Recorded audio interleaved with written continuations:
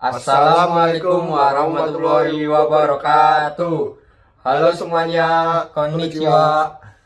Perkenalkan, nama saya Muhammad Saifanul Falah dan teman saya Irfan Arik Maulana. Dan satu lagi teman saya yaitu ada Akbar Narsworo yang sekarang berada di balik layar karena Akbar sebagai editor. Perkenalkan, kami adalah mahasiswa program studi Teknik Otomotif Sarjana Terapan, jurusan Pendidikan Teknik Otomotif, Fakultas Teknik Universitas Negeri Yogyakarta. Kami sekarang sedang mengikuti program magang atau praktik industri dan KKN mahasiswa UNY di Jepang. Nah, pada kesempatan kali ini kami akan menyampaikan sebuah video edukasi mengenai budaya kerja di Jepang. Materi pada video ini didasarkan pada pengalaman kami sendiri sewaktu kami menjalani program magang atau praktik industri di Jepang.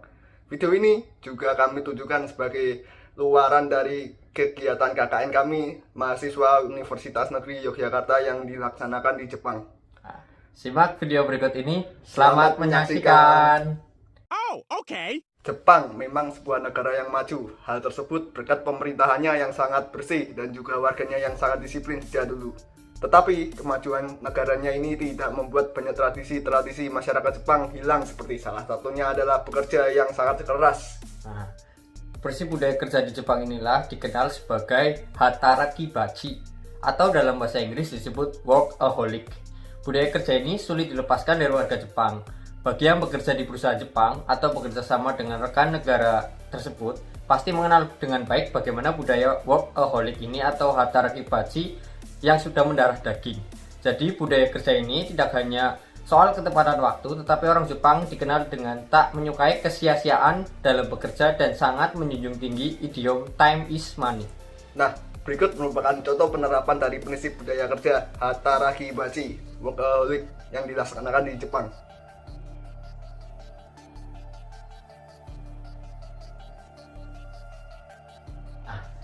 Budaya kerja yang pertama tentunya adalah disiplin yang tinggi.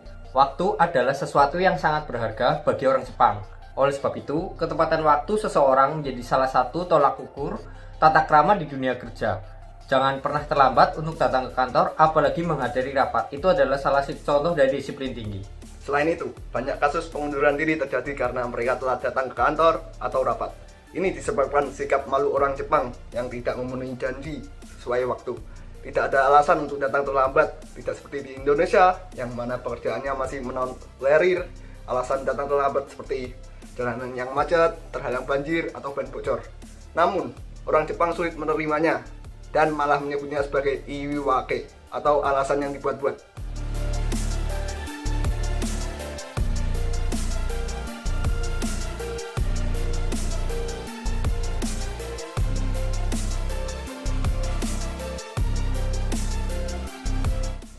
Budaya kerja selanjutnya adalah fokus pada hal yang detail atau perfeksionis. Rahasia penting mengapa produk Jepang yang dinilai sangat berkualitas di pasaran itu karena mereka bekerja fokus sampai hal yang paling detail di tiap pekerjaan yang dilakukan.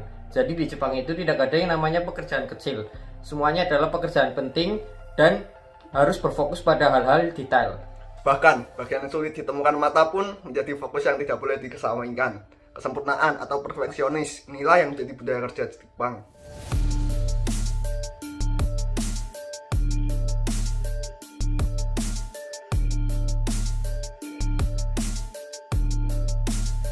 Budaya kerja yang ketiga adalah kerja lembur. Tidak ada pekerja yang bekerja seadanya atau malas-malasan. Sisi positif budaya workaholic Jepang ini adalah karyawannya sukarela mengambil lembur jika ada pekerjaan yang mendesak untuk diselesaikan. Pekerjaan dianggap sebagai bagian dari tanggung jawab. Nah, perlu diingat ya, ada kalanya kita boleh lembur, tetapi waktunya juga perlu diawasi. Tidak sedikit orang Jepang yang meninggal. Banyak kasus di sini karena terlalu lama lembur tanpa asupan gizi dan istirahat yang berkualitas. Kematian di kantor akibat budaya gila kerja di Jepang disebut karoshi. Dan hal ini pun sering terjadi di Jepang. Ya karena mereka terlalu bekerja keras dalam bekerja dan lupa akan istirahat. Kebanyakan mereka menjadi stres dan akhirnya meninggal.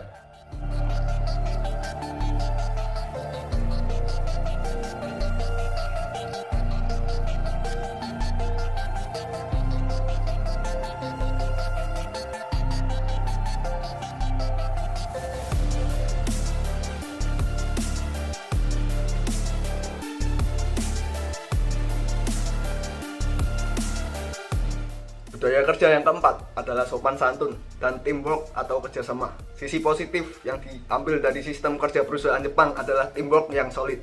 Seorang senior diminta atasan untuk mengajari juniornya sampai bisa. Tidak dianjurkan untuk melakukan budaya perundungan. Sopan santun juga dijunjung tinggi oleh para pekerja di Jepang.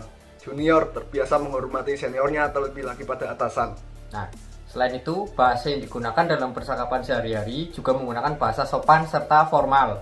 Di dalam bahasa Jepang sendiri, kita diajari tingkatan kesopanan kalimat.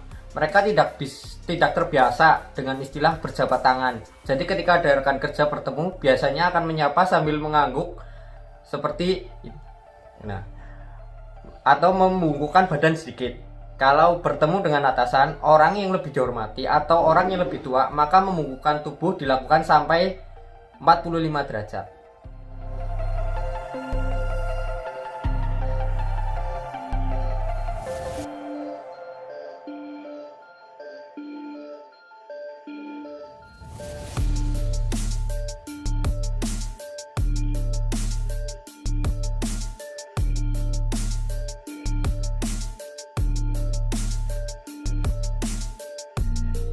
Horenso adalah kepanjangan dari Hokoku, Renkaku, dan Sodan. Di dalam dunia kerja perusahaan Jepang, 3 prinsip ini dimasukkan dalam visi misi. Prinsip Horenso ini menunjukkan pentingnya kerjasama atau komunikasi dalam tim agar tujuan kerja bisa tercapai maksimal. Nah, Horenso ini kan tadi sudah dijelaskan bahwa terbagi menjadi 3 prinsip. Yang pertama adalah Hokoku, artinya menginformasikan. Jadi setiap pekerjaan dari progres sampai hasil wajib diberitahukan pada rekan atau atasannya berkepentingan. Yang kedua adalah Renraku, artinya menghubungi. Jadi jika ada masalah atau kebutuhan yang ingin ditanyakan, maka lakukan segera untuk menghubungi pihak terkait. Sedangkan yang ketiga adalah Sodan, yang artinya diskusi, yaitu mengutamakan teamwork dan berdiskusi untuk memecahkan suatu masalah.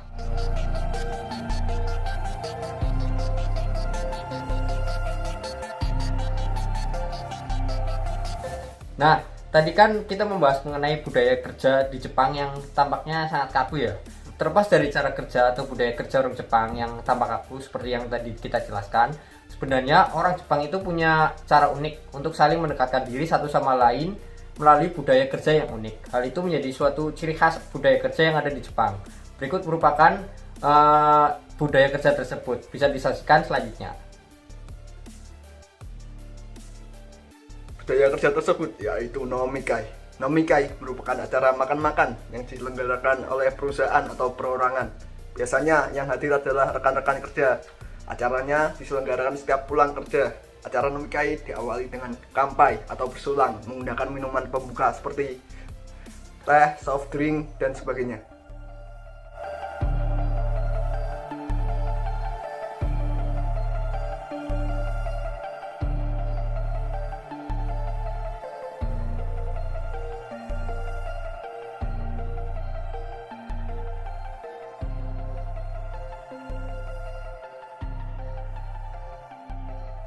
Nah, budaya kerja unik lainnya yaitu adalah Kangekai.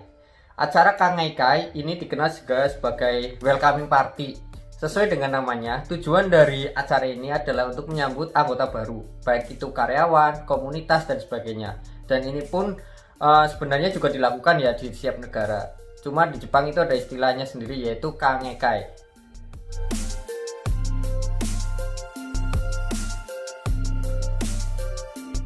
Budaya kerja selanjutnya yaitu ada Soubetsukai. Budaya kerja ini adalah kebalikan dari Kangekai.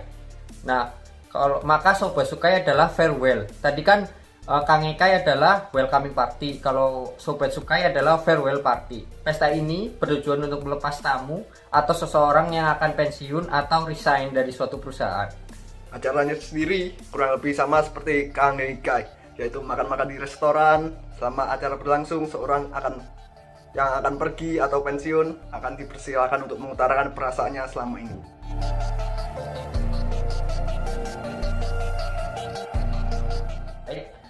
Demikianlah video edukasi mengenai budaya kerja di Jepang yang bisa kami sampaikan kepada kalian semua. Apabila ada kesalahan dari kami, baik kata ataupun lainnya, mohon dimaafkan.